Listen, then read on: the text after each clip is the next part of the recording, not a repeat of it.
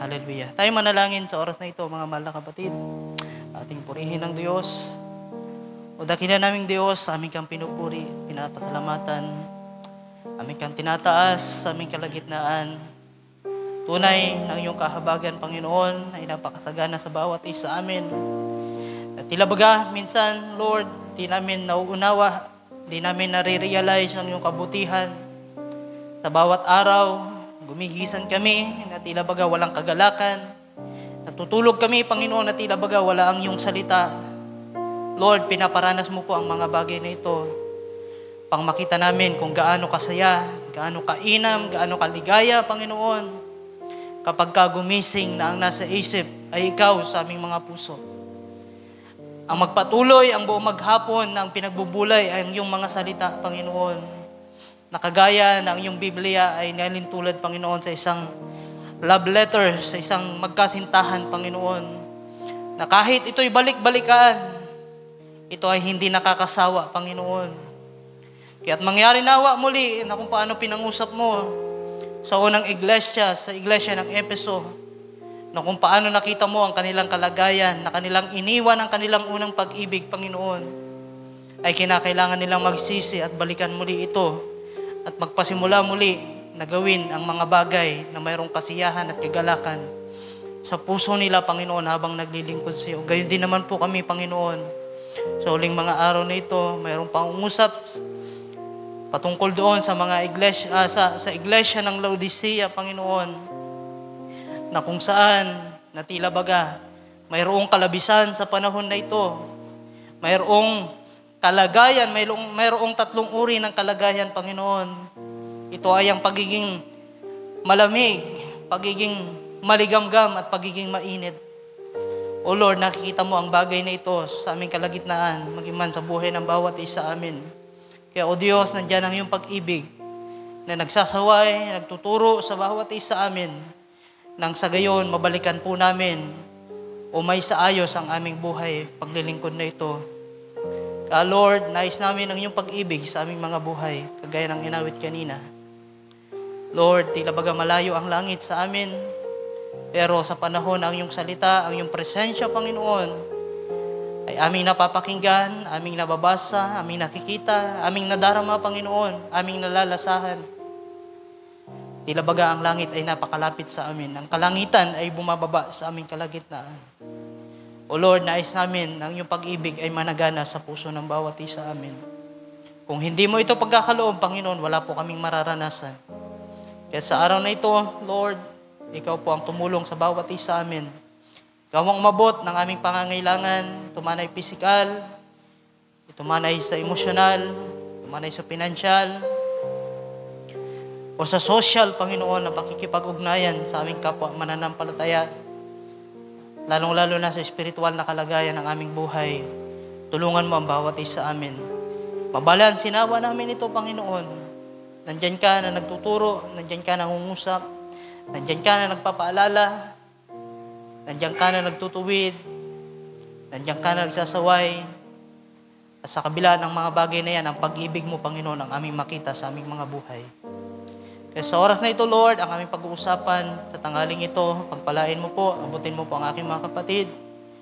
Nawa, Panginoon, sa pag-uwi nila sa kanilang tahanan, dala-dala po nila ang iyong mga salita, kanina pa, Panginoon, at magpasanggang ngayon. Ang iyong salita ang sentro ng aming pagkakatipon, Panginoon. Ikaw mismo, sa aming buhay, sa aming kalagitnaan. Amin itong pinagkakatiwala sa iyo, amin itong binabalik, at ang lahat ng kapurihan, pasasalamat, may balik lamang sa tangi mong pangalan, aming Panginoong Kristo Jesus. Can we say Amen? Ating palakpakan po ang ating Panginoon. Hallelujah. At inayin ko ang bawat isa sa pagbasa ng mga salita ng Diyos. Sa 1 John chapter 2, from verse 1 to verse 6, mga mahal na kapatid. Hallelujah. 1 John chapter 2, sabi rito, my little children, these things write I unto you, that ye sin not. And if any man sin, we have an advocate with the Father. Amen. Thank you, Lord Jesus. Jesus Christ, the righteous, And He is the propitiation for our sins, and not for ours only, but also for the sins of the whole world. And hereby we don't know that we know Him if we keep His commandments. He that says, I know Him, and keep it not His commandments, is a liar, and the trust is not in Him. But whoso keepeth His word, in Him verily is this love of God perfected. Hereby know we that we are in Him. And verse 6, last verse, He that saith, He abideth in Him, ought himself also to walk even as He walked. Can we say amen sa pagkabasa ng salita ng Diyos at malaya po kayo makakaupo? Pwede ba nating palakpakan ang ating Panginoon? Hallelujah! At isang mapagpalang umaga po sa bawat isa atin. Napakasarap magpuri sa Panginoon. Amen? Napakasarap makinig ng sa Kanyang mga salita na patuloy na itinuturo at pinapahayag sa atin. So sa araw na ito, mga mahal na kapatid, ay kung pamagatan ng ating paksa at pag-uusapan sa araw na ito, na kukunin po natin dito sa verse 5, na kung ating babasahin ulit ang verse 5, But whoso keepeth His word, in Him verily is the love of God perfected. Hereby know we that we are in Him. So yung pangalawang bahagi ng versikulong ito, mga mahal na kapatid, ay ating mababasa dyan, in Him verily is the love of God perfected.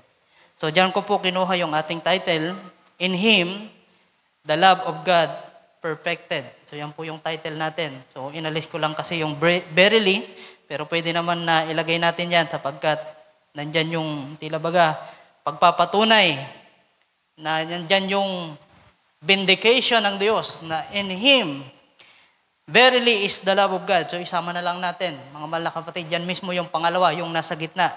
In Him verily is the love of God perfected.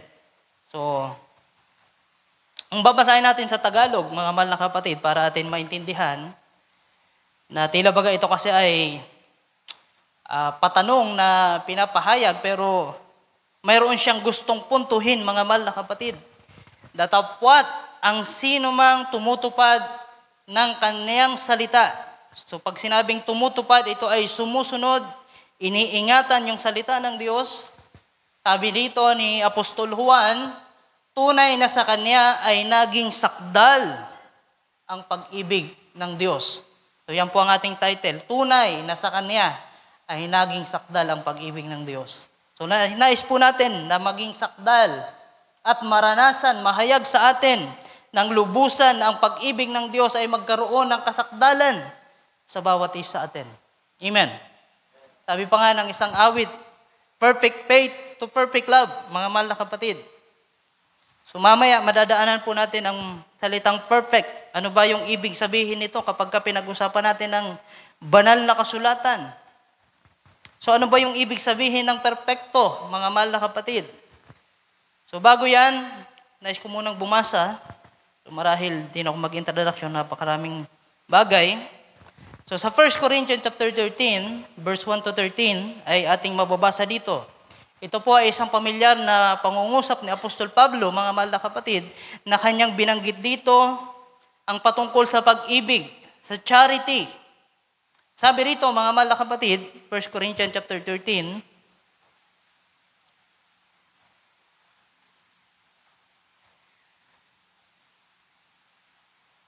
so mababasa natin dito, so malimit nyo naman po ito sigurong mabasa, mga mahal na kapatid.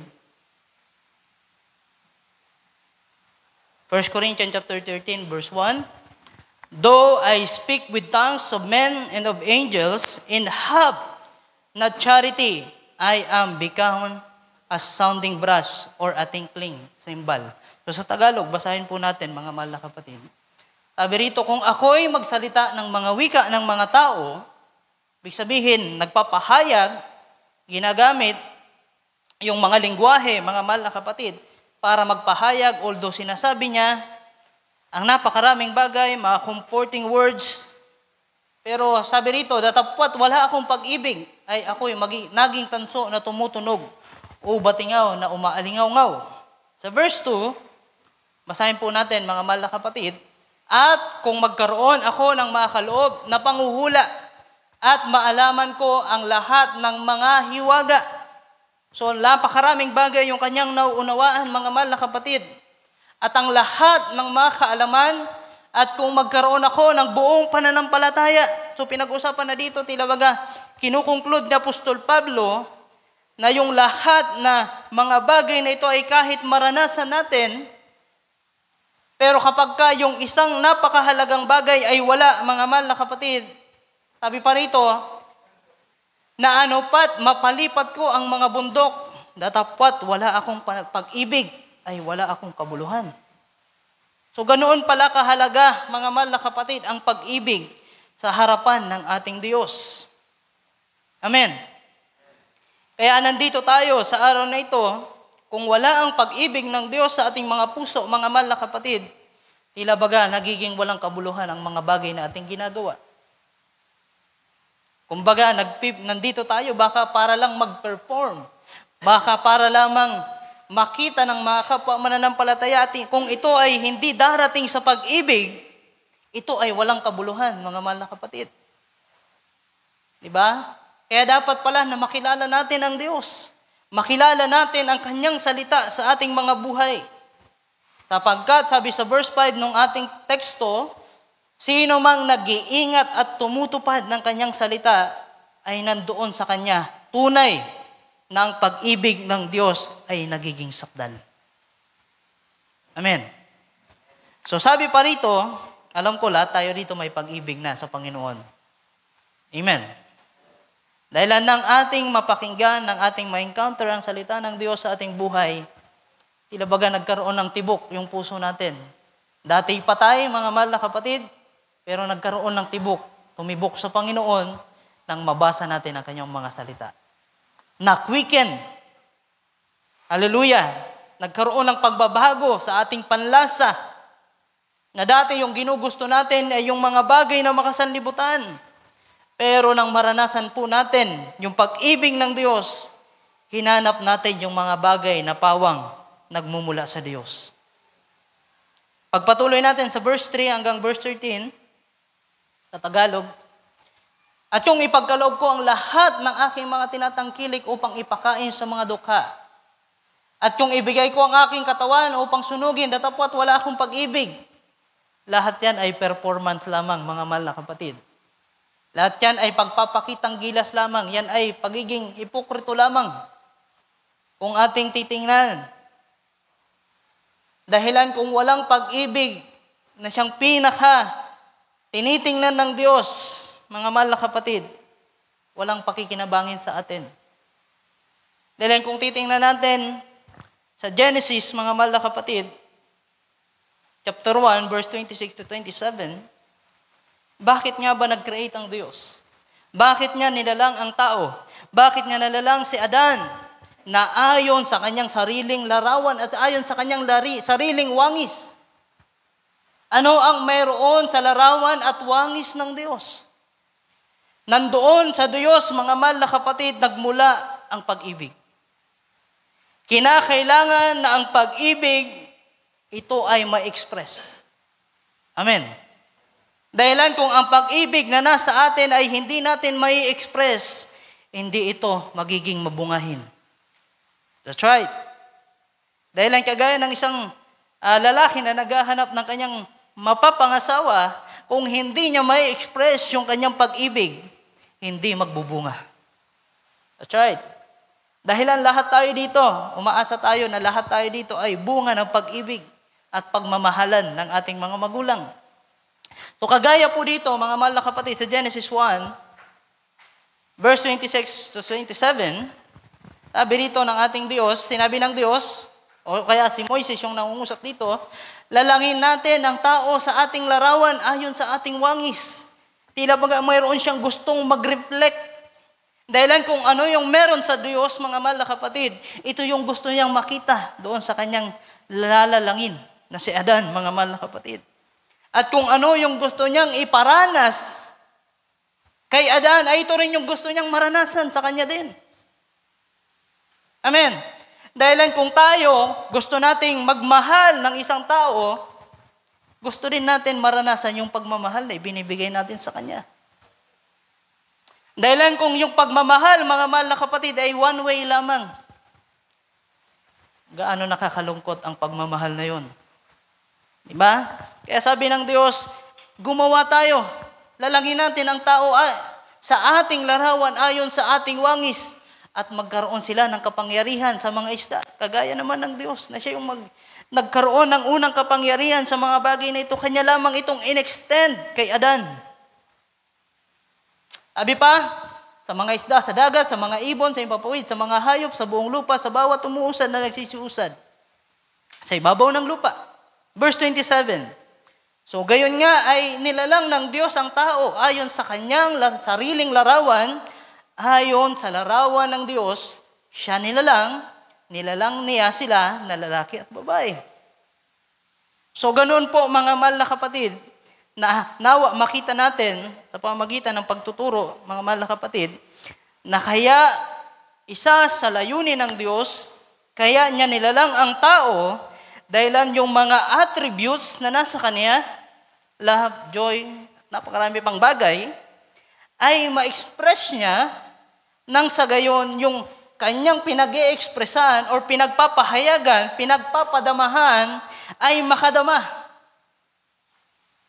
Amen. Dahilan kung yung kanyang pinag-i-expressan ng pag-ibig ay walang pandama, hindi nito masiserve yung purpose ng Diyos para ito'y kanyang maranasan. Magbigay tayo ng example.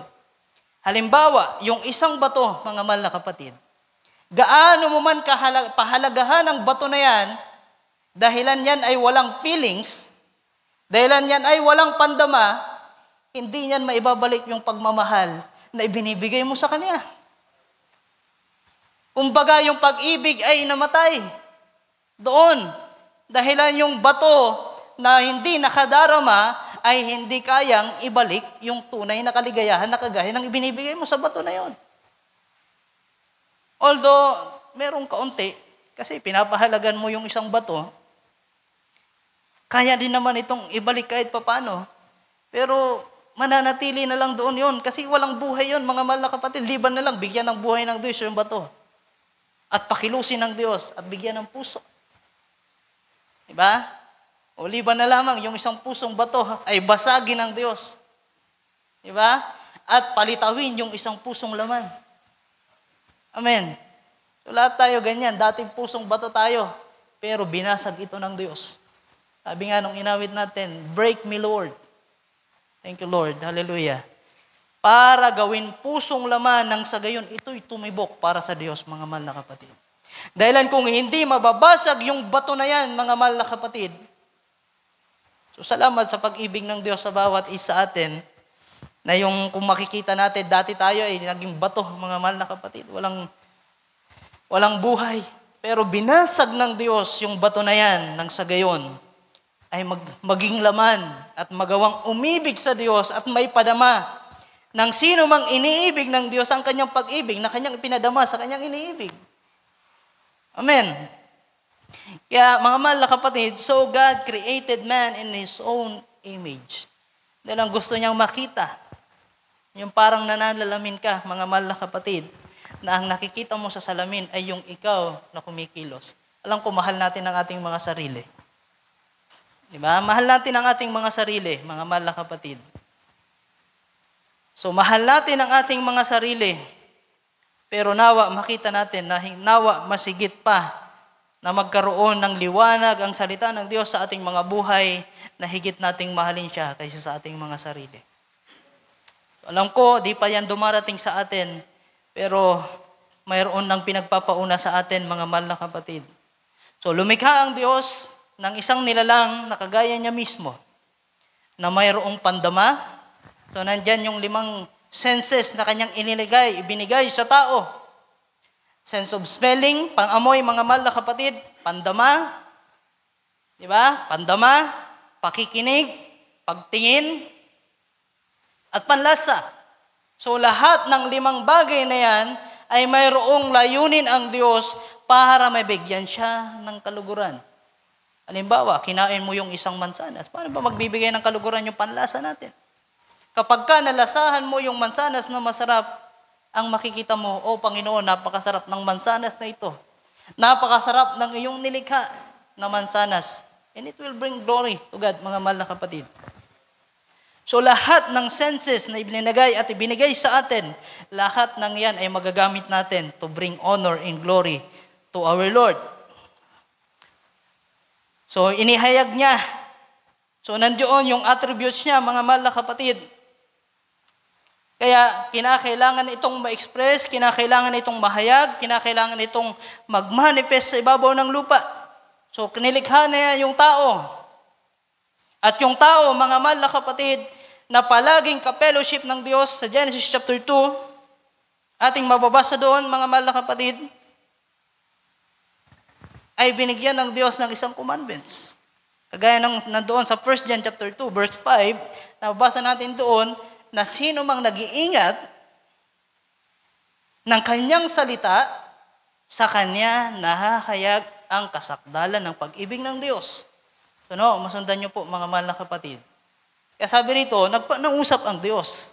Kasi gusto niya na yung kanyang iniibig, yung kanyang nilikha, ay sumusunod sa kanya. Ikaw nga naman, mayroon kang iniibig, hindi naman sumusunod sa iyo. Parang walang kwenta ka sa harapan ng iyong iniibig kung hindi kanya sinusunod at hindi kanya pinapakinggan. Totoo po ba, mga mahal na kapatid? Kapag tayo minsan, mga asawang lalaki, mayroon tayong sinabi sa ating asawang babae, minsan hindi nakinig, napakasakit sa puso. At ganoon din po yung nadarama ng Diyos. Kaya ang Diyos, para maipahayag niya yung kanyang attributes, di ba, bago pa siya maglikha ng tao, nandoon na yung kanyang plano. Gusto niyang ihayag kung sino siya sa ibabaw ng lupa. Kaya itong mga bagay na ito na nangyari at nangyayari, mga mahal na kapatid, ay mayroong purpose ang Diyos para higit pang mahayag yung attributes niya sa buhay ng bawat isa atin. Sabi rito sa verse 5, datapwat ang Genesis chapter 2, verse 16. So nagkaroon ng utos ang Diyos kay Adan na kanyang minamahal. So at inutos ng Panginoong Diyos sa lalaki na sinabi, sa lahat ng punong kahoy sa halamanan ay makakakain ka na may kalayaan. So mayroon ng utos. Dahil yung pag-ibig pala kasi ay nagiging sakdal sa pagsunod. Amen. Verse 17, sabi po rito, ngunit datapwat sa kahoy ng pagkakilala ng mabuti at masama ay huwag kang kakain. Sapagkat sa araw na ikaw ay kumain niyon, ay walang pagsalang mamamatay ka. Yung pag-ibig, sabihin pa natin sa kalagayan natin ngayon, nandito tayo sa ibabaw ng lupa na mayroong boundaries, mayroong mga limitasyon, mayroong mga pangungusap ang Diyos na dapat pala na sinusunod natin. Dahil sabihin natin na mayroong pag-ibig na unconditional. Totoo po yun, mga mahal na kapatid.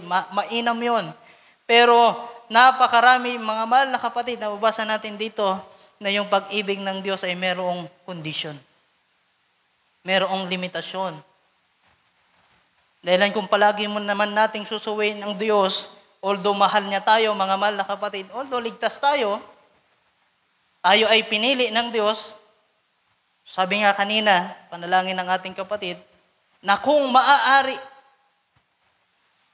baka ang mga pinili ay madaya, pero hindi, mga mahal na kapatid.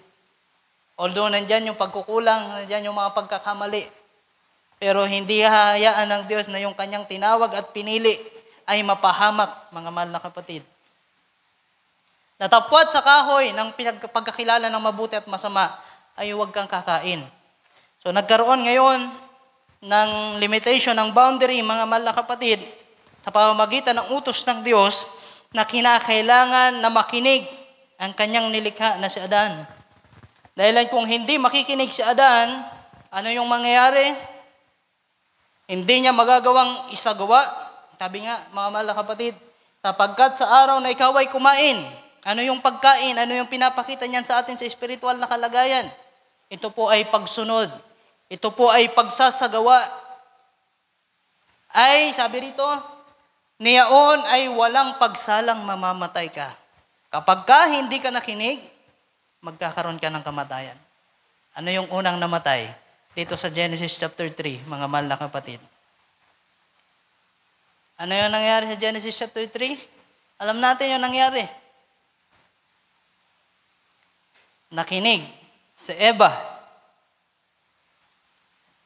Hindi sa salita ng Diyos, kundi sa salita ng kaaway. Anong unang namatay, mga mahal na kapatid? Namatay yung pag-ibig ng Diyos sa tao. Although hindi naman totally namatay, mga mahal na kapatid, pero nagkaroon ng pagbabago yung relasyon at yung fellowship ng Diyos sa tao. Balikan natin yung verse 17 ng Genesis chapter 2. Dahil makita natin dito, mga mahal na kapatid, nang nasagawa or kaya nang hindi sumunod yung tao na kanyang nilikha sa kanyang utos, sa utos ng Diyos, ay tunay na nagkaroon ng pagkamatay, mga mahal na kapatid. Sa halip na napakasarap ng fellowship ng Diyos at ng tao, ay unti-unti itong tumabang. Kagaya ng relasyon ng isang mag-asawa, ng magkasintahan, kapag yung gusto ng babae o kaya gusto ng lalaki, ay hindi nasusunod ng babae o kaya hindi nasusunod ng lalaki, palaging nag-aaway dahil hindi nagkakasundo, unti-unting tumatabang yung pagmamahala ng mag-asawa, ng magkasintahan. Buti na lang kapag ka mag-asawa, hindi pwede maghiwalay sa mga mananampalataya. Pero sa magkasintahan, dahil wala pang tali, wala pang bond, mga mahal na kapatid, ay pwede silang magkahiwalay. Literally and spiritually, mga mahal na kapatid, pwede silang magkahiwalay. Dahilan sa hindi sila nagkakasundo. So sa ganitong kalagayan ng si Eva ay sumuway sa salita ng Diyos at minsan nga ay pinanigan pa o kaya ang nangyari pa nga ay pinanigan ni Adan si Eva, mga mahal na kapatid, kaysa pumanig siya ng lubusan sa Diyos. Dahil kung pumanig lamang si Adan sa Diyos, si Adan ay magkakaroon ng buhay na walang hanggan. Diba, hahayaan niya na lang si Eva na siya na lang yung magkaroon ng kamatayan. Kasi si Adan, hindi naman siya nagkasala, mga mahal na kapatid. Dahilan din sa pag-ibig ni Adan kay Eva, ay nagawa niyang sagipin si Eva sa kahindik-hindik na kamatayan na kanyang mararanasan sana. Pero sabi sa verse 18, ng ating binabasa, Genesis chapter 2, verse 18, sa kabila na ito ay nakita na ng Diyos na mangyayari sa Genesis chapter 3, mga mahal na kapatid, pwede naman na siya nang hindi niya sabihin to eh. Pwede namang hindi na ito mangyari. Sinabi ng Panginoong Diyos, hindi mabuti na ang lalaki ay mag-isa. Nakita din yan ni Adan na hindi dapat siya mag-iisa. Kaya niya nga, sinamahan si Eva doon sa pagkakamaling nagawa ni Eva.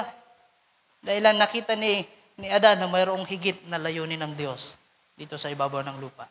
Kinakailangan na mahayag yung attribute ng Diyos. Kinakailangan na siya ay yung pagiging Savior ng Diyos ay mahayag dito sa ibabaw ng lupa. Kinakailangan na magkaroon ng pagkakasala. He is the Redeemer, mga mahal na kapatid. Kinakailangan mayroong mahulog. Kinakailangan mayroong magkasala para siya mahayag yung attribute ng Diyos na siya ay Diyos na nagpapatawad. So sinabi ng Panginoong Diyos, hindi mabuti na ang lalaki ay mag-isa. Siya'y ilalalang ko ng isang katulong niya. So hindi hinayaan ng Diyos yung tao na kanyang nilalang ay hindi rin mag-enjoy kagaya niya. Ang Diyos nag-i-enjoy na ng likhain niya. Si Adan, nag-i-enjoy na siyang Diyos, mga mahal na kapatid. Kasi nakaka-fellowship niya every afternoon, alas 3 ng hapon, nagpe-fellowship sila ni Adan, nag-uusap sila. Sinasabi ng Diyos, mahal ng Diyos si Adan. So nakita pa rin ng Diyos yung pangangailangan ng tao na kanyang nilalang. So nakita ng Diyos, kinakailangan mag-enjoy din ni Adan at kinakailangan na magkaroon siya ng katuwang sa kanyang buhay dito sa ibabaw ng lupa nang sa gayon ma-maximize yung pagiging tao ni Adan. Ma-enjoy niya, mag-express siya ng pag-ibig sa kanyang asawang babae. Gayon din, yung kanyang asawang babae mag-express ng pag-ibig sa kanyang asawang lalaki. So, ganun na nga, yung Genesis chapter 3 ay nangyari.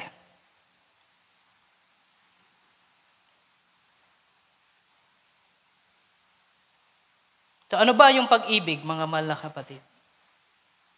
So, meron po akong nabasa, ang pag-ibig ay natatanggap. Diba? Yung pag-ibig ay natatanggap ng isang tao. At kapag yung pag-ibig daw ay hindi natin natanggap, hindi rin natin ito kayang ibahagi. Yung pag-ibig, kinakailangang matanggap muna natin para rin naman sa atin na ito ay mag-manifest. You cannot manifest love if it is not given. Hindi daw ito magmamanifest kung hindi ito maibibigay. And you cannot give it if there's no one whom you can give it to. Intindihan po ba natin? And you cannot give it, hindi mo daw ito maibibigay kung wala kang pagbibigyan nito. Nakuha niyo po ba, mga mahal na kapatid? So, sino dito yung umiibig? Lahat tayo, mga mahal na kapatid. So, kinakailangan na yung umiibig ay meron dapat iniibig. So, hindi kumpleto ang pag-ibig, kagaya nung binanggit ko kanina, yung isang bato, hindi po magiging kumpleto yung pag-ibig kung yung iniibig mo ay hindi kayang ibalik yung pag-ibig na ibinigay mo sa Kanya. So, tutungo tayo ngayon, dito sa John chapter 3, verse 16, makikita natin dito, mga mahal na kapatid. John chapter 3, verse 16, For God so loved the world that He gave His only begotten Son, that whosoever believeth in Him should not perish, but have everlasting life. So yung pag-ibig, kinakailangan na maibigay. Nang sa gayon, yung pinagbibigyan ng pag-ibig ay makapagbigay din ng pag-ibig doon sa nagbibigay. So medyo nakakalito lang kasi, mga mahal na kapatid, na ulit-ulitin, pero sana inyo pong nasusundan. So yung pag-ibig ay kinakailangan two-way relationship po, mga mahal na kapatid. Although yung pag-ibig ng Diyos ay hindi natin lubos na maibibigay sa Kanya, nakagaya ng pag-ibig na iniibig niya sa atin, natutuwa na ang Diyos doon, mga mahal na kapatid. Nang makita niya na yung Kanyang minamahal ay sinisikap ding ibigay yung pag-ibig na nandoon sa abot ng makakaya ng Kanyang iniibig. Amen. So kung atin ding ihihima yung talatang ito, mga mahal na kapatid, yung pag-ibig ng Diyos ay Kanyang ibinibigay sa sanlibutan. Nagawa pa niyang ibigay yung Kanyang only begotten Son. Pero meron na namang sinalita ang Diyos, that whosoever believeth in Him should not perish. Kailangan pala na yung umiibig ay kailangan nananampalataya at sumusunod sa Kanya. Whosoever believe. Mayroong magsasabi, mga mahal na kapatid, iniibig ko ang Diyos, pero wala namang pananampalataya. Hindi naman nagsisimba. Hindi namang sumusunod sa Kanyang mga salita. So kaya, mga mahal na kapatid, that whosoever believe in Him should not perish. Hindi mapapahamak dahilan siya ay nananampalataya. So, nandyan yung pag-ibig, nandyan yung pananampalataya, nandyan yung pag-asa. 1 Corinthians 13:13, nandoon. Mabasa natin doon, mga mahal na kapatid, na yung pag-ibig, pananampalataya at pag-asa ay dapat palagi nandiyan. So, nandyan yung pananampalataya. At yung pag-asa ay nandoon sa everlasting life, mga mahal na kapatid. Inaasahan natin na yung pag-ibig ng Diyos ay maranasan natin sa pamamagitan So yung kalubusan kasi ay nandoon na sa langit, mga mahal na kapatid. Hindi pa dito sa ibabaw ng lupa. Kasi although portion pa lang dito, ay nag-i-enjoy na tayo. Pero yung kapunuan ng pag-ibig na kung saan mag-i-enjoy tayo sa piling ng Diyos, ay nandoon po sa langit. Believe it in Him sa pamamagitan ng pakikinig. So sa pamamagitan ng pakikinig, maaring magkaroon tayo ng pananampalataya. So sa pamamagitan ng pakikinig ay makikita natin kung mahal tayo o mahalaga tayo sa isang tao. Amen. Halimbawa, meron kang sinabi sa isang kapatid, hindi ka niya pinakinggan. Mahal ka ba ng kapatid o hindi? Siguro. Kasi baka naman yung sinasabi natin ay hindi naman dapat pakinggan. Pero kung ating titingnan na yung isang mahalagang bagay na binabahagi mo sa kanya ay importanteng bagay at hindi kanya pinakinggan, then doon tayo magpapasya, mahalaga ba ako sa taong ito o hindi? Dahilan kung mahalaga ka sa isang tao, kinakailangan makinig siya, mga mahal na kapatid. Kinakailangan magkaroon ng response. Pero kung hindi kanya papansinin, yung sinasabi mo sa kanya, so mababalansin natin, mga mahal na kapatid, na baka walang puwang yung buhay natin sa tao na yan, mga mahal na kapatid. Kaya mag-ingat pala dapat tayo. Kapag merong sinasabi sa atin, pakinggan natin. Although mananampalataya yan o kaya mga lingkod ng Diyos, especially dito sa pulpito, kapag ang Diyos ay nangungusap sa atin, dapat pala nakikinig tayo. Dahilan baka sa pagtanggi natin, sa pangungusap ng Diyos, baka ma-provoke natin ang Diyos. So mayroon pong talata na nagpapahayag ng ganyan. Kung ating tatanggihan ang nangungusap, ay baka ang Diyos ang ating tinatanggihan.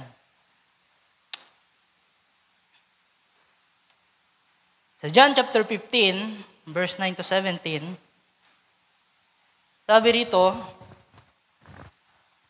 As the Father have loved me, so have I loved you, and continue ye in my love. So kung paano ang iniibig ako ng Diyos, Ama, ay gayon din naman iniibig ko kayo. So yung natanggap ng ating Panginoon na pag-ibig mula sa Ama, ay ito yung kanyang ine-express sa mga tao rin naman na iniibig ng ating Panginoong Jesucristo. So pasa-pasa lang din pala, mga mahal na kapatid. Kaya kung ating makikita, the more na ang Diyos ay ating nararanasan ang kanyang pag-ibig sa ating buhay, the more din pala na nagiging maibigin tayo. Amen. Dahil kung hindi natin mararanasan yung lubos na pag-ibig ng Diyos, di ba? Hindi natin ito may paparanas sa iba. Verse 10, nandito na naman, mga mahal na kapatid, If ye keep my commandments, ye shall abide in my love. Kung atin daw iingatan ng kautusan ng Diyos ang kanyang mga salita, ay magpapatuloy tayo sa kanyang pag-ibig. Dahilan yung kanyang salita at siya ay iisa, so nang sa gayon, yung pag-ibig na nandoon sa kanya ay nandoon din sa kanyang mga salita. So makikita natin na kung mahal natin ang isang tao ay sumusunod tayo. So yung mga anak ngayon, kapag ka inuutusan ng mga magulang, nagdadabog. Makikita nyo ngayon, mga mahal na kapatid, na kabataan, mahal nyo ba ang inyong mga magulang? Sasabihin nyo, oo, mahal namin ang aming mga magulang. Pero bakit kapag ka inuutusan ka, ay nagdadabog ka? Dahilan yung sentro mo ay hindi doon sa magulang mo, kundi doon sa bagay na gusto mong mangyari sa buhay mo. Halimbawa, yung isang kapatid, na kabataan, nagi-games. Kapag ka inutusan mo yan, iritado yan. Kasi yung focus niya doon sa games na nandoon sa kanyang cellphone. Kaya makikita natin saan yung focus natin, saan yung attention natin. Although nandyan yung pagmamahal, mga mahal na kapatid, pero yung atensyon at yung focus ay hindi doon nakasentro. So sabi dito, if you keep my commandments, you shall abide in my love, even as I have kept my Father's commandment and abide in His love. So ang Panginoon, ang pinaka-example natin na kung paano daw niyang iningatan yung utos ng Ama, ay gayon din na kanyang nararanasan yung pagsama ng pag-ibig ng Ama sa Kanya. Verse 11 sa Tagalog, ang mga bagay na ito ay sinalita ko sa inyo upang ang aking kagalakan ay mapasa inyo. So, napapasa mga mahal na kapatid sa pamamagitan ng pangungusap. Nai-express yung pag-ibig. Kinakailangan na nahahayag yung pag-ibig na nasa atin. At nang sa gayon, yung pinag-i-express o kaya pinagpapahayagan ng pag-ibig ay madama niya yung pag-ibig din naman na kanyang ipinapadama. Kaya ngayon, pipili tayo sino yung mga mamahalin natin. So verse 12, patuloy tayo. Ito ang aking utos na kayo'y mga ibigan sa isa't isa. Nagaya ng pag-ibig ko sa inyo. So nabanggit siguro ito kanina, mga mahal na kapatid. Kinakailangan nating mag-ibigan sa isa't isa. Kinakailangan nating mahalin ang bawat isa sa atin.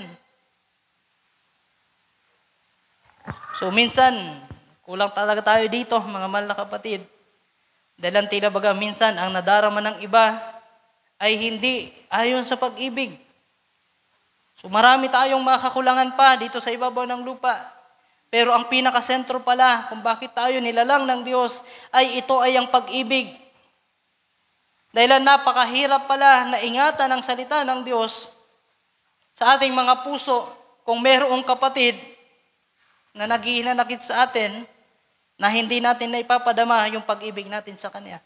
At kahapon nga, nag-iisip ako, sabi ko si Brother Joshua Isaac, na-confine sa ospital, parang gustong-gusto kong pumunta doon.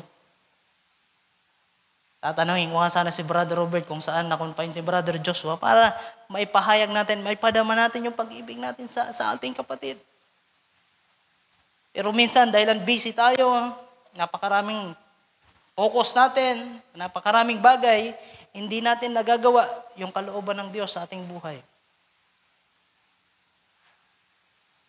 So this is my commandment, that you love one another as I have loved you. Verse 13, greater love has no man than this. So walang lalong dakilang bagay kaysa rito na ibigay ng isang tao ang kanyang buhay dahil sa kanyang mga kaibigan. So ang pagbibigay ng buhay ay isang tanda, mga mahal na kapatid, ng pag-ibig. At ano yung buhay? So mayroon na yung kinalaman sa oras natin. Dahil yung buhay natin dito sa ibabaw ng lupa ay limitado pa sa oras. So the more na ano yung pinapriority natin, the more na yung pinapahalagahan natin, nandoon yung puso natin.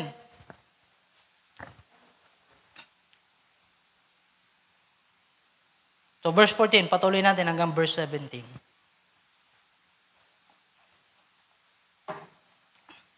Kayo'y aking mga kaibigan, kung gawin ninyo ang mga bagay na aking iniutos sa inyo, hindi ko na kayo tatawaging mga alipin, sapagkat hindi nalalaman ng alipin kung ano ang ginagawa ng kanyang Panginoon, ngunit tinatawag ko kayong mga kaibigan sapagkat ang lahat ng mga bagay na narinig ko sa aking Ama ay mga ipinakikilala ko sa inyo. So, tinuring tayong kaibigan ng ating Panginoon at ngayon bilang isang iglesia, mga mahal na kapatid, ay tinuturing niya tayo bilang isang asawa, bilang isang nobya, na yung mga sikretong bagay na mas malalim pa sa pagiging magkaibigan ay kanya nang ipinapahayag sa atin. Mayroon ng kinalaman sa buhay na ito, mga mahal na kapatid. Mayroon ng plano. Kasal na yung pinag-uusapan, mga mahal na kapatid. Kasi kung kaibigan lang, ito yung mga jamming-jamming lang yung pinag-uusapan. Saan tayo pupunta? Diba? Saan tayo magra-rides? Parang ganyan. Pero kapag ka mag-asawa, magnobya na, ang pinag-uusapan na yan, pagpaplano na, patungkol sa kasalan. Kaya pala, palaging rapture yung ating na pag-uusapan patungkol sa pagbabalik ng Panginoon. Kasi yung kasal ay nalalapit na, mga mahal na kapatid. So sabi pa rito, verse 16, hindi ko na kayo tatawaging mga 16. Ako'y hindi nyo hinirang, ngunit kayo'y hinirang ko. Salamat sa Panginoon. At aking kayong inihalal upang kayo'y magsiayaon at magsipagbunga. Mayroong seed, mayroong buhay, mga mahal na kapatid. At upang manatili ang inyong bunga, upang ang anumang inyong hingin sa Ama, sa aking pangalan ay maibigay sa inyo. In verse 17, ito'y aking inuutos, sabi ng Panginoon, sa atin, ang mga bagay na ito ay inuutos ko sa inyo, sa mga alagad, sa panahon na yon, upang kayo'y mag-ibigan sa isa't isa. So, napakaraming pinahayag, nagilintulad ang Panginoon, pagiging magkaibigan, para lamang maipakita niya yung pag-ibig na nandoon sa kanyang puso na gusto niyang makita dito sa ibabaw ng lupa. So, ipinasa niya sa mga apostol, mga mahal na kapatid. At ito'y dinala ng mga apostol. Kaya babasahin natin 1 John chapter 4, sulat ni Apostol Juan, nang ipangusap niya ng ating Panginoon, nandoon si Juan, mga mahal na kapatid. At si Juan yung nagtalakay ng napakaraming mga pangungusap na mayroong kinalaman sa pag-ibig. So basahin natin, medyo mahaba. 1 John chapter 4, verse 1 to 21. So mga kapatid, minamahal, huwag kayong magsipaniwala sa bawat espiritu. Basahin po natin yan. Ayaw po akong samahan, mga mahal na kapatid. Kundi inyong subukin ang mga espiritu kung sila'y sa Diyos. So mayroong pagsubok, mayroong pagtest, kung yung mga bagay ba na ganito ay patungkol ba sa Diyos o hindi. Kung sila'y sa Diyos, sapagkat maraming magsisilitaw na mga bulaang propeta sa sanlibutan. Verse 2. Dito'y nakikilala ninyo ang Espiritu ng Diyos, ang bawat Espiritong nagpapahayag na si Jesucristo ay naparitong nasa laman ay sa Diyos. So isang punto po yan, mga mahal na kapatid, para makita natin sino ba yung mga tinawag at pinili ng Diyos. So marami po kasi ang nagpapahayag na ang Diyos ay na ating Panginoon ay hindi naparitong sa laman. So, tinuturing nila na ang ating Panginoong Jesucristo ay tao lamang. So, alam niyo po kung sino yung tinutukoy natin sa bagay na yan. Verse 2. Verse 3. At ang bawat espiritong hindi ipinapahayag sa Jesus ay hindi sa Diyos. Ito ang Antikristo na inyong narinig na darating at ngayon nasa sanlibutan na. Verse 4. Kayo'y sa Diyos, mumuntik kong mga anak at inyong dinaig sila, sapagkat lalong dakila siyang nasa inyo kaysa nasa sanlibutan. Amen. Can we say amen to the word of God? So madadaig natin pala ang sanlibutan na ito kapag ka yung Diyos na nasa mga, sabi rito, yung Diyos, mga mahal na kapatid, ay nasa atin din naman.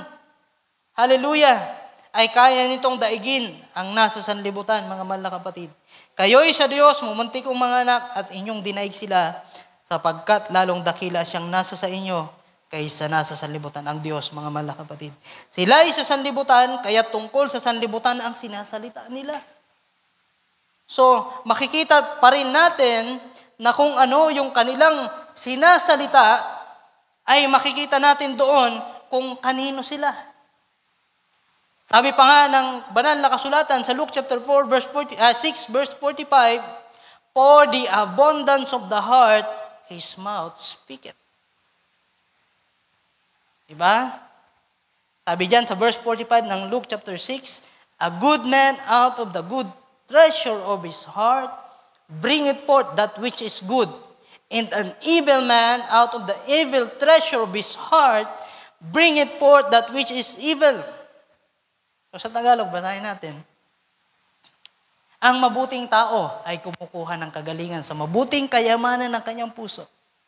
Alam ko, lahat naman tayo dito ay hindi mabuting tao. Pero dahilan sa salita ng Diyos, ng patuloy nating pinapakinggan, yung impluensya ng kanyang salita ay pumapasok sa ating mga puso at nagkakaroon ng pagbabago. sa buhay na ito. At ang masamang tao ay kumukuha ng kasamaan sa mga masamang kayamanan. Kaya sabi ng Panginoon, sapagkat sa kasaganaan ng puso ay nagsasalita ang kanyang bibig. So, sa pamamagitan pala ng pagsasalita ng isang tao, nakikilala natin kung kanino sila. Sa pamamagitan ng kanilang pagsasalita, nahayag yung kasaganaan ng kanilang puso. So, tutungo na tayo ngayon dito, yung 5 senses natin. Saan ba ito nakabaling? Saan ba ito nakasentro? Yung 5 senses, pandama, panlasa, panamoy, pagtingin, at pakinig. Kung yan ay nakasentro at nakakonekta, nakachannel sa sanlibutan, ang tatanggapin ng ating mga puso ay pawang mga bagay sa sanlibutan. Naibahagi ko nga sa mga kabataan nung nakaraan, nung Psalms chapter 1, nung magkaroon ng meeting, na habang nakikinig ako sa ating kapatid, Brother Jeric, pwede ba nating balikan, Psalm chapter 1? Teran, pwede ba nating basahin? Sa Psalm chapter 1, so mababasa natin doon, mga mahal na kapatid, na napakapalad ng isang tao. Sa Tagalog, mapalad ang isang tao na hindi lumalakad. Sa Tagalog, blessed is the man that walketh not. So hindi lumalakad sa payo ng masama, ni tumatayo man sa daan ng mga makasalanan, ni nauupo man sa upuan ng mga manlilibak. So habang binabanggit ito ng ating kapatid, mayroong pumasok sa aking isipan. Sabi, nabanggit niya kasi yung cellphone, mga mahal na kapatid. So although yung mga mananampalataya pala ay hindi na nakikiupo, diyan sa mga upuan ng manlilibak, ni tumatayo, nakikipag-usap sa kanila, ay baka naman nangyayari na sa pamagitan ng cellphone, mga mahal na kapatid, ay nakakatayo tayo at nakikiupo tayo sa usapan ng mga manlilibak na ito.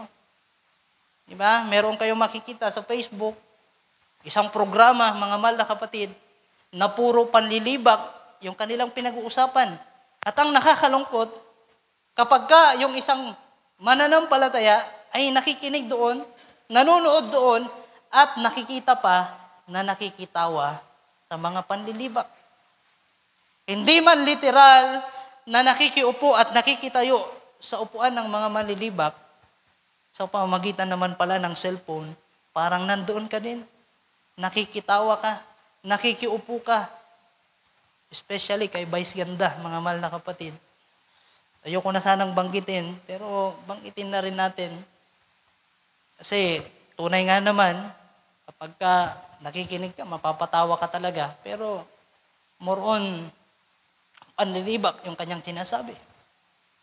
Kaya nakakalungkot kung merong mga mananampalataya ang nakikinig pa rin sa mga taong ganito, mga mahal na kapatid. So para ka na rin hindi nagiging mapalad kapag ka nagagawa mo yung bagay na yan. So balikan natin yung Luke chapter 6 verse 45, na for the abundance of the heart, his mouth speaketh.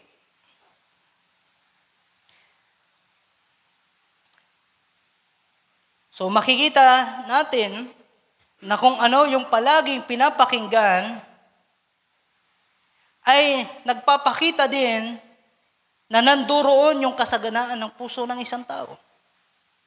Kung ano yung pinapakinggan, kung ano yung palaging tinitingnan, mga mahal na kapatid, ay yun yung magiging laman ng kanyang puso. So balikan po natin yung 1 John chapter 4, verse 5. Sabi sa 1 John chapter 4, verse 5, sila ay sa sanlibutan, kaya't tungkol sa sanlibutan ang sinasalita nila. At sila ay dinidinig ng sanlibutan. Yung sanlibutan pala, nakikinig, mga mahal na kapatid. So dahilan sila ay sa sanlibutan, anumang sinasabi nila, di ba, sa platform na lang ng Facebook, mga mahal na kapatid, kapag ka makasanlibutan yung content, napakaraming nakikinig, napakaraming nagko-comment. Kaya nga, yung mga post natin, mga mahal na kapatid, sa Facebook, gaano man ibahagi natin yung salita ng Diyos, kakaunti lang.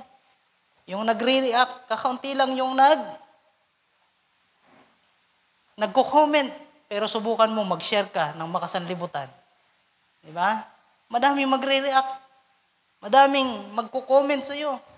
Yung happy birthday na lang nga, mga mahal na kapatid. Kapag kakaarawan mo, madaming magko-comment. Pero kapag pinag-usapan ng kaarawan ng Diyos, walang nagko-comment. So diyan natin makikita, mga mahal na kapatid, yung pagkakaiba ng makasanlibutan at makalangit. Verse 6, tayo nga'y sa Diyos, ang nakakakilala sa Diyos ay dumirinig sa atin. Amen. Ang hindi sa Diyos ay hindi dumirinig sa atin. At dito'y ating nakikilala ang espiritu ng katotohanan at ang espiritu ng kamalian. Verse 7, mga minamahal, mga ibigan tayo sa isa't isa, sapagkat ang pag-ibig ay sa Diyos. Amen. At ang bawat umiibig ay ipinanganak ng Diyos at nakakakilala sa Diyos. Ang hindi umiibig, verse 8, ay hindi nakakakilala sa Diyos, sapagkat ang Diyos ay pag-ibig. So, salamat sa Diyos. Dahilan nakilala natin ang pag-ibig na ito, dahilan ang Diyos ay unang umibig sa bawat isa sa atin. Dito nahayag ang pag-ibig ng Diyos sa atin, sapagkat sinugo ng Diyos ang kanyang bugtong na anak sa sanlibutan upang tayo'y mabuhay sa pamamagitan niya. So salamat, dahilan isinugo ang Diyos, John chapter 3 verse 16, at tayo'y nanampalataya sa kanyang sinugo upang ang buhay na walang hanggan ay ating maranasan. So sabi pa nga ng ating mga mangaral, yung buhay na walang hanggan ay nagpapasimula sa panahon natin dito sa ibabaw ng lupa. Ba? Totoo naman, kasi kailan pa yan magsisimula, mga mahal na kapatid? Kung kailan doon na. So nagpapasimula yung buhay na walang hanggan sa panahon natin ngayon. Kaya pahalagahan natin yung salita ng Diyos na walang katapusan, mga mahal na kapatid. Verse 10, narito ang pag-ibig, hindi sa tayo'y umiibig sa Diyos, kundi siya ang umibig sa atin. At sinugo ang kanyang anak na pangpalubag loob sa ating mga kasalanan.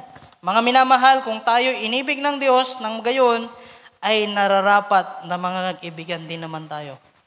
So ito po mga mahal na kapatid, yung aking nakita kanina, na aking pinapahayag, na yung gustong mahayag ng Diyos na kanyang pag-ibig sa kanyang mga nilalang, gusto niyang ma-express yung pag-ibig na ito, kinakailangan na yung kanyang pinagpaparanasan ng pag-ibig ay makaranas din at magparanas din ng pag-ibig sa kanyang kapwa.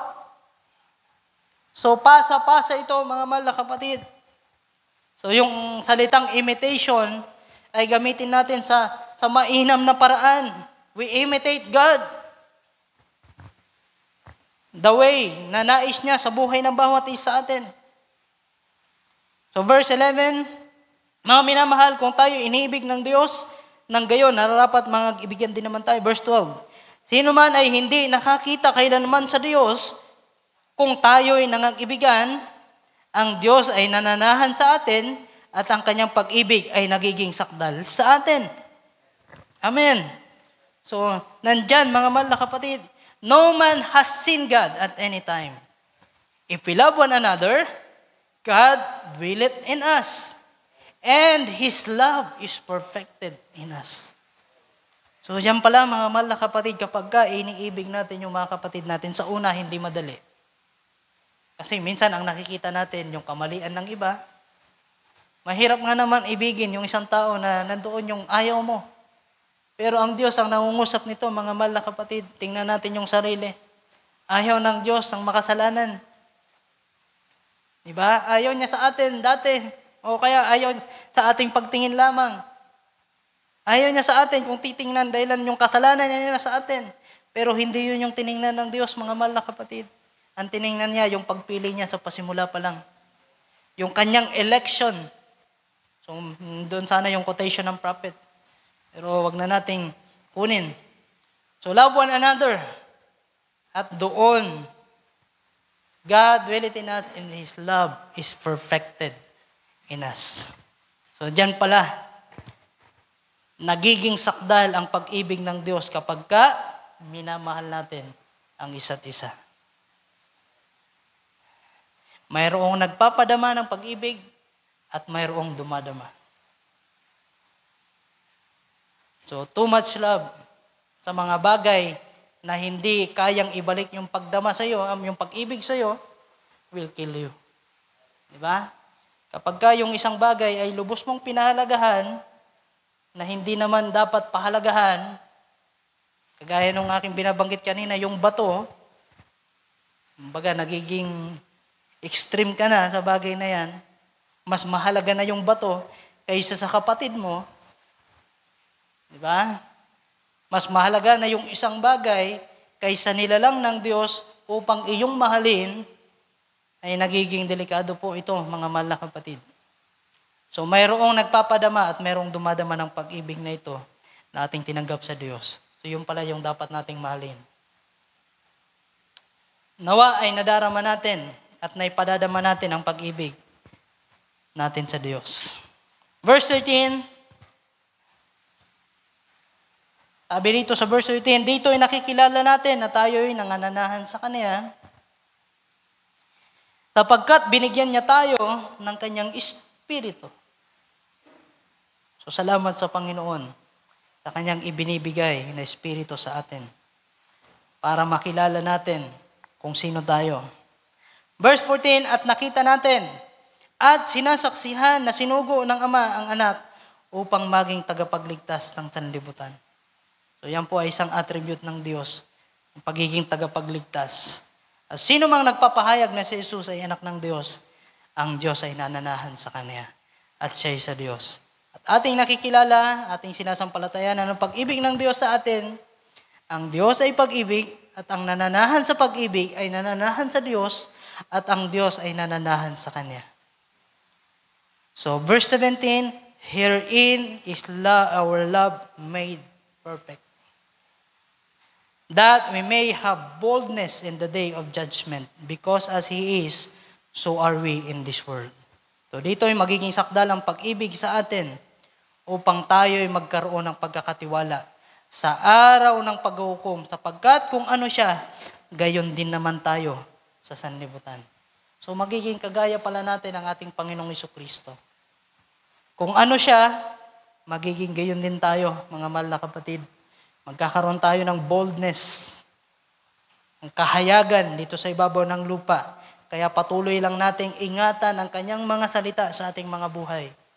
Dahilan sa pamamagitan ng pag-iingat natin sa Kanyang mga salita, magiging sakdal ang bawat isa atin, magiging sakdal yung pag-ibig ng Diyos sa bawat isa atin.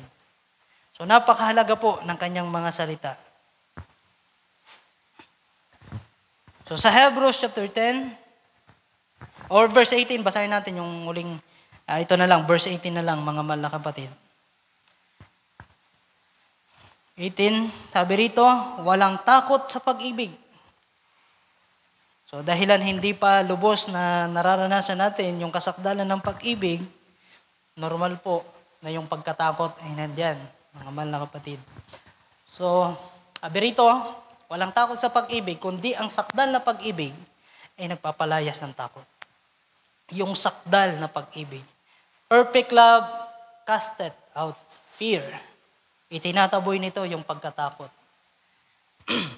Sapagkat ang takot ay may kaparusahan at ang natatakot ay hindi pinasasakdal sa pag-ibig. So, dapat pala yung takot ay mawala sa atin. So, Hebrews chapter 10, verse 14, sabi pa rito, for by one offering He has perfected forever them that are sanctified. So, hindi pala sapat yung pagiging banal, mga mahal na kapatid. Kinakailangan umabot tayo sa perfection. So, ano ba yung perfection, mga mahal na kapatid? Ano ba yung definition natin ng perfection? Ito ba yung hindi nagkakamali? Kasi hindi mo mape-perfect ang exam kung meron kang mali. So yan yung pagkaintindi natin ng salitang perfect, mga mahal na kapatid, perfect. Pero sabi rito, for by one offering, He has perfected forever them that are sanctified. Sino ba yung sanctified? Pinabanal ng Diyos. Pero yung mga pinabanal ng Diyos, hindi ba yan nagkakamali? Lahat po nagkakamali, mga mahal na kapatid. So gusto ko pong ipakita na yung ibig sabihin ng perfect sa Greek word, mga mahal na kapatid. Tingnan nyo na lang po dyan sa inyong mga e-sword. So yan ay, so yung Greek word po niyan, mga mahal na kapatid. So, teleo, yung Greek word niyan, teleo, mga mahal na kapatid, na merong ibig sabihin. So, what perfected means sa banal na kasulatan? So, yung inang ibig sabihin ay to make perfect. At yung pangalawa, complete. So, gusto kong bigyan natin yung salitang complete, mga mahal na kapatid, na merong ibig sabihin na perfect sa banal na kasulatan. Pagka sinabing complete, hindi diyan pinag-uusapan kung meron kang mga nagawang mali. Ang pinag-uusapan kapag ka-complete, ang tinitingnan doon ay yung natapos mo. Amen? So yan po yung gusto kong ipakita na yung perfected na binabanggit ng banal na kasulatan ay hindi nangangahulugan na hindi nagkakamali, hindi nagkukulang, kundi yung nakakapagtapos at nakakasunod at nakakagawa ng kalooban ng Diyos. Dahil kung titingnan natin si Abraham, mga mahal na kapatid, sa Genesis chapter 17 verse 1, tinawag ng Diyos, napag-usapan natin ito noong nakaraan, at nang si Abraham ay may 99, kulang pa ng isa, para maging 100, mga mahal na kapatid. Gusto lang ipakita ng Diyos, hallelujah, ang bagay na ito, na magpasimula sa araw na ito, ay magpakasakdal ka. Sabi rito ay napakita ang Panginoon kay Abraham at sa kanya ay nagsabi, ako ang Diyos na makapangyarihan sa lahat. Lumakad ka sa harapan ko at magpakasakdal ka. Kunin din natin yung Hebrew word natin yan, sa bagay na yan, mga mahal na kapatid. Na mayroong ibig sabihin na, mayroong Greek word, Hebrew word na tamim. Na ang ibig sabihin ay complete din. Whole, entire. Ibig sabihin kabuuan. Hindi pinag-uusapan yung particular lamang na bagay, kundi yung kabuuan. Yung kompletong bagay. Kasi kung titingnan natin dito, si Abraham, mga mahal na kapatid, nang palakarin siya ng Diyos sa kanyang harapan ng Diyos, at magpakasakdal, dumating pa rin, mga mahal na kapatid, na si Abraham ay nagkamali pa rin. Kaya nga lumabas si Ismael. Di ba? Lumabas pa si Ismael bago si Isaac. Pero ang nakita ng Diyos na kabanalan, kasakdalan kay Abraham ay nang matupad niya yung pinapangusap ng Diyos sa kanyang buhay. Amen. Ang magpakasakdal ka ay ibig sabihin, tuparin mo ang layunin ng Diyos na nais ng Diyos sa buhay mo. Yan yung ibig sabihin ng perfection, mga mahal na kapatid. Ang maganap mo ang kalooban ng Diyos sa buhay mo. Ilang beses ka man magkamali. Ang importante, magawa mo yung kalooban ng Diyos sa buhay mo. Yan po yung perfection. Amen. To complete, mga mahal na kapatid, ang isang bagay na nais na ipagawa ng Diyos sa atin. So sa una, magkakamali tayo. Perfection na ba yun? Is a process of perfection, mga mahal na kapatid. So wag lang matapos sa hindi mainam na bagay, kundi dapat matapos na nagagawa natin yung kalooban ng Diyos. Doon nakatingin ang Diyos kung paano natin tapusin yung isang bagay. Kasi normal na magkamali tayo. Normal na magkasalata pa rin tayo sa Panginoon dahil nandito tayo sa laman. Kahit nga yung mga apostol, mga mahal na kapatid, naranasan na nila yung bautismo sa Espiritu Santo. Nandoon na yung Espiritu sa kanilang puso. Pero minsan, nagkakamali pa rin sila. Pero ibang bagay, yung Espiritu Santo, mga mahal na kapatid, na kung saan ibubuhos sa panahon natin ngayon, sa uling mga araw na ito, hindi na magluluwat. Dahil kapag ka ibinuhos na ng Diyos, yung pinakasangkap sa perfection na ito, mga mahal na kapatid, ayaw na niyang magkamali pa ng magkamali yung kanyang mga anak. Hindi niya pagtatagalin yung panahon. Amen. Gusto na niyang makumpleto. From perfect faith to perfect love na, mga mahal na kapatid. Hallelujah.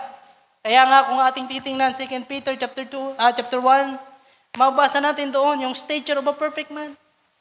Mula sa pananampalataya, patungo sa pag-ibig. Hindi ganun kadali, mga mahal na kapatid. Pero ang tinitingnan ng Diyos ay ang mangyari yung kanyang layunin sa buhay ng bawat isa atin. Although yung gawain natin ay medyo matagal, antukin ka man sa una. Di ba? Pero dahilan nakinig ka ng maayos nung mawala yung antok, ang importante na pakinggan mo yung kanyang mga salita. Meron kang dadalhin sa inyong pag-uwi, sa inyong tahanan, at bubulayin mo, Lord, ano yung kalooban mo sa buhay ko sa araw na ito? Di ba? Kung nilalabanan natin yung antok, mga mahal na kapatid, is a good thing. Normal na antokin, lahat tayo dito inaantok, pero wag tayong matutulog sa gawain. Kasi ibang bagay na yon, mga mahal na kapatid. So sabi rito si Abraham, ako ang Diyos na makapangyarihan. Kayang gawin ng Diyos ang napakaraming bagay. Pero ayaw niyang gamitin yung kanyang kapangyarihan para hindi na tayo magkasala. Kasi walang lesson doon, mga mahal na kapatid. Walang sanctification doon. Kaya yung sanctification ay binanggit dahilan nandyan pa rin yung pagkakamali. Kasi kung wala nang pagkakamali, simula pa lang sa pasimula, wala nang sanctification doon, mga mahal na kapatid. Pagpapakabanal. Dahilan banal ka na eh. Sa pasimula pa. So, hindi mo mararanasan yung paggawa ng Diyos sa buhay mo. So, kinakailangan mo nang i-rapture ka agad. Hindi mo na kailangan ng rapture kung perfect ka na ngayon, mga mahal na kapatid. So, kinakailangan pa rin natin yung napakaraming test, trial sa buhay na ito, nang sa gayon, yung higit pang attribute ng Diyos na gusto niyang maihayag sa uling mga araw na ito sa buhay natin, ay mahayag po, mga mahal na kapatid. Sa Hebrews chapter 7, verse 28, so isa pang salita, consecrated, ay mayroong kahalintulad na salita sa Greek word, mga mahal na kapatid, na ang ibig sabihin ay perfection din. Sabi rito, for the law maketh men high priests which have infirmity. Sa Tagalog, basahin natin, sapagkat inilagay ng kautusan ng mga dakilang saserdote ang mga taong may kahinaan. So diyan palang pinapakita na ginawang saserdote pero may kahinaan.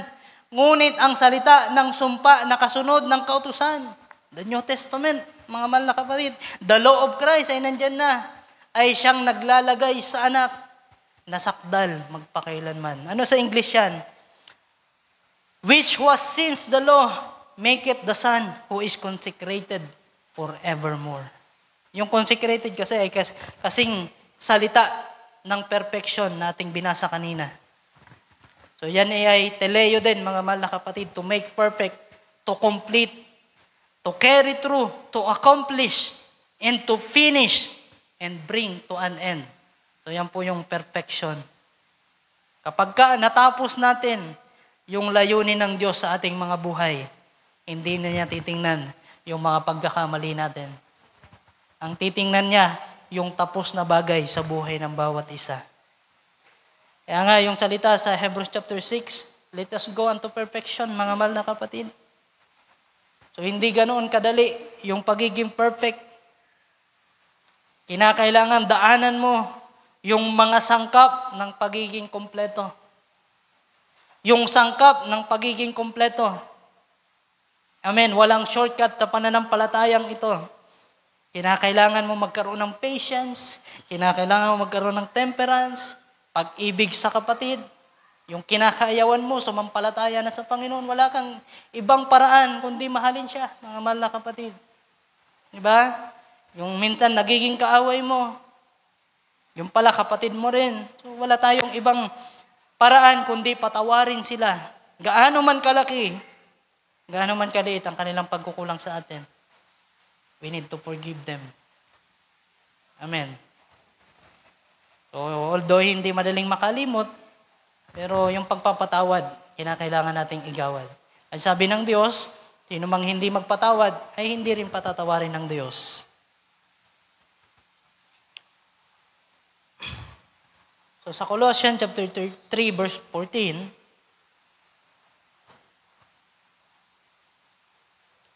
And above all things, put on charity, which is the bond of perfectness. Simulan natin, mga mahal na kapatid, Colossian, habang may oras pa. Atras natin ng konti. Simulan natin sa verse 1, kung kaya.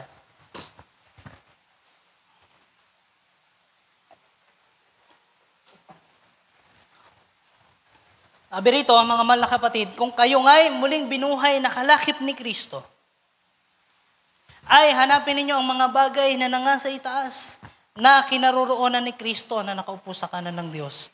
So hanapin natin yung mga bagay na nasa itaas.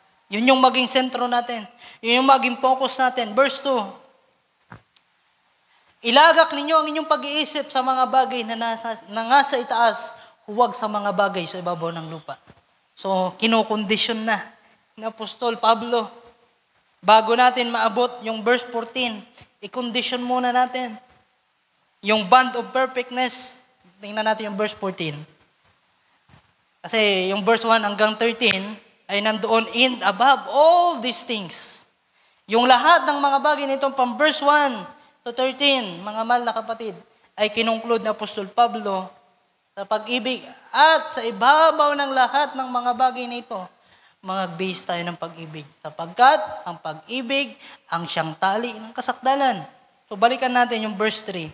Isa-isahin natin yung mga bagay na pinapatungkulan ni Apostol Pablo. Sapagkat kayo'y nangamatay na, kinakailangan pala na magkaroon ng pagkamatay sa mga bagay na makasanlibutan. At inyong buhay ay natatagong kasama ni Kristo. Kinakailangan maitago tayo. We are hid, yung buhay na ito kay Kristo. Nang sa gayon, kung kailangan ng mahayag tayo, mahayag na tayo, mga mahal na kapatid. Pero ang makikita pa rin ay si Kristo, hindi yung sarili natin, mga mahal na kapatid. Verse 4.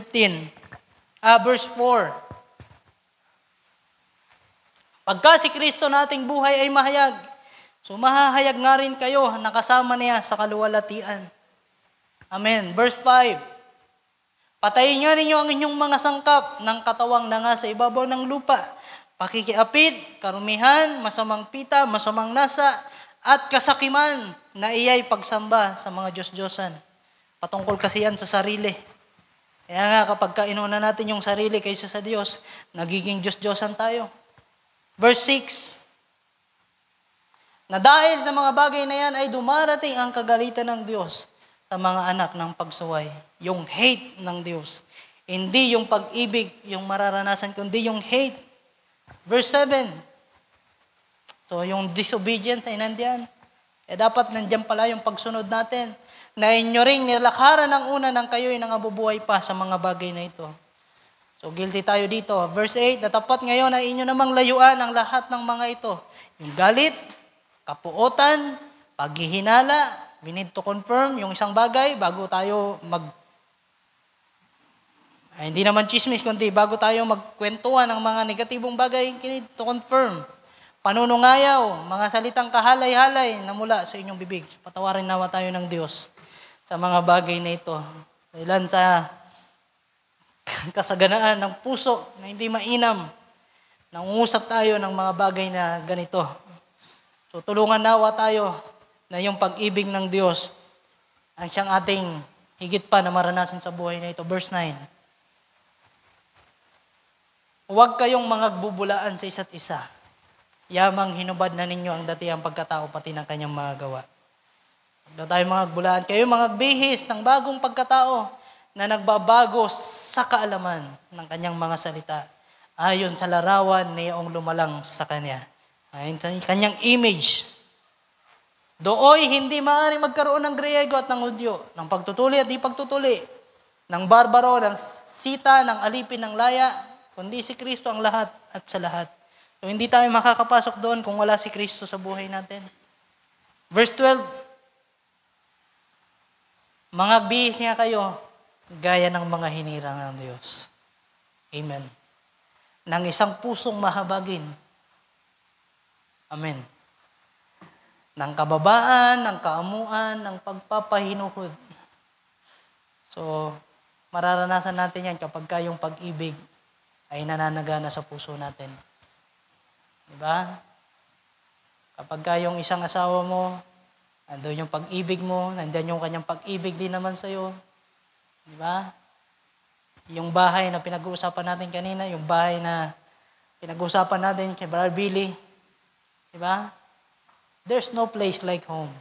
Kapag ka yung pag-ibig ay nasa tahanan, ay nananagana. Pero kung walang pag-ibig sa tahanan, diba? Yung tahanan na yan ay tila baga nagiging ayaw mo nang umuwi eh. Diba? Pero kung nandyan yung pag-ibig, there's no place like home. So, pagpapahinuhod, kaamuan, nagkamali ang iyong asawa, sasabihan mo ng malumanay. Diba? Na-late nang uwi yung asawa mo, sa halip na pagkain yung iandog mo, kung ano-anong mga salita, yung iyong pinapangusap.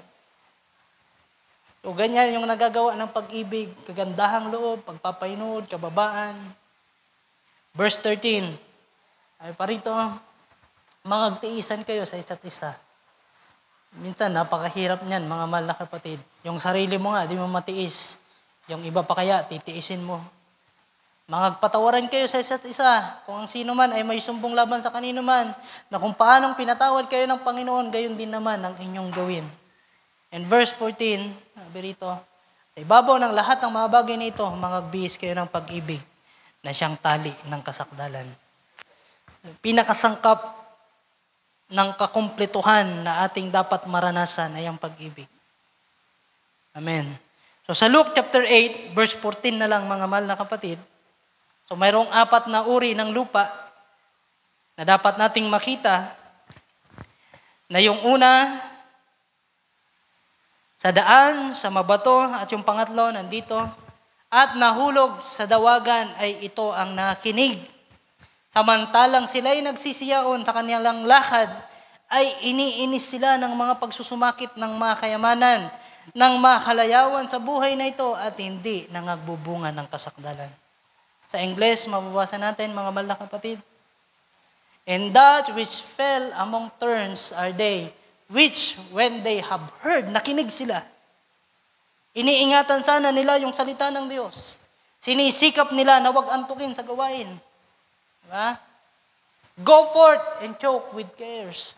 Pero dahilan sa mga alalahanin sa buhay na ito, nababaling yung kanilang atensyon doon, in riches and pleasures of this life, yung mga ginugusto, and bring no fruit to perfection.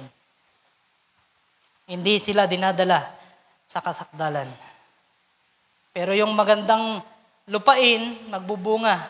Sabi diyan sa verse 15, magbubunga ng pagtitiis, mga mahal na kapatid. In last verse, sa oras na ito, 12 o'clock, 12:01, Jude chapter 1, verse 21, ating tapusin ang ating pagtuturo, papahayag ng salita ng Diyos. Ito yung iwanan ko sa atin, sa inyo, mga mahal na kapatid. Magsipanatili kayo sa pag-ibig ng Diyos, na inyong asahan ang awa ng ating Panginoong Jesucristo sa ikabubuhay sa walang hanggan. Sa Ingles, Amen? Keep yourselves in the love of God. Paano natin maiingatan yung pag-ibig ng Diyos? Kapag ka tinutupad natin yung kanyang mga salita. Keep yourselves in the love of God, looking for the mercy of our Lord Jesus Christ unto eternal life. So habang sinisikap natin na manatili sa pag-ibig ng Diyos, nandyan yung awa ng Diyos. Nandyan yung kanyang mercy. So uning talata, yung ating teksto, 1 John chapter 2, verse 5 and verse 6. Sabi rito, mga mahal na kapatid, 1 John chapter 2, verse 5, 6. Datapwat ang sino mang tumutupad ng kanyang salita, tunay na sa kanya ay naging sakdal ang pag-ibig ng Diyos. Amen.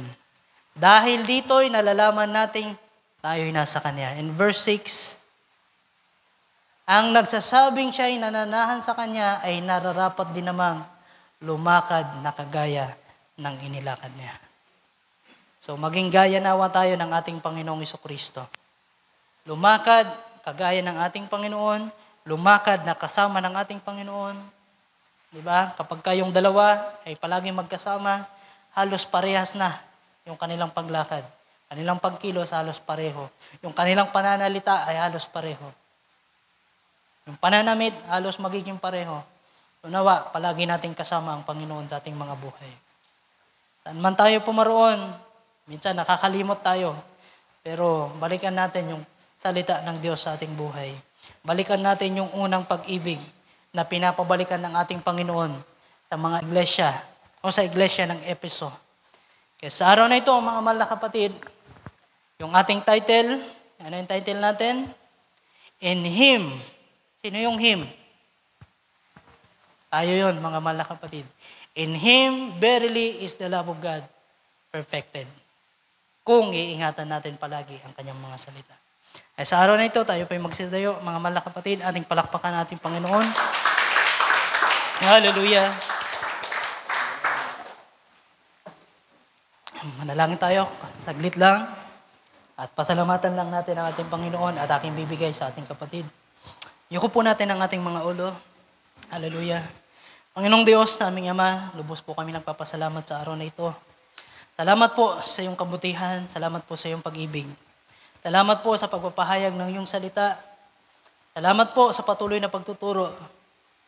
Salamat sa napakaraming bagay, sa mga resources na ito, o kaya mga reference na ito, ang banal na kasulatan, na binigay mo sa amin para aming mabalikan at makita na nandyan ka na umiibig sa bawat isa amin, ay nandito, Panginoon, sa aming harapan. Kagaya ng pangaralong nakaraan, anumang nasa aming kamay, ay maaring gamitin para magbalik ng kapurihan sa iyo.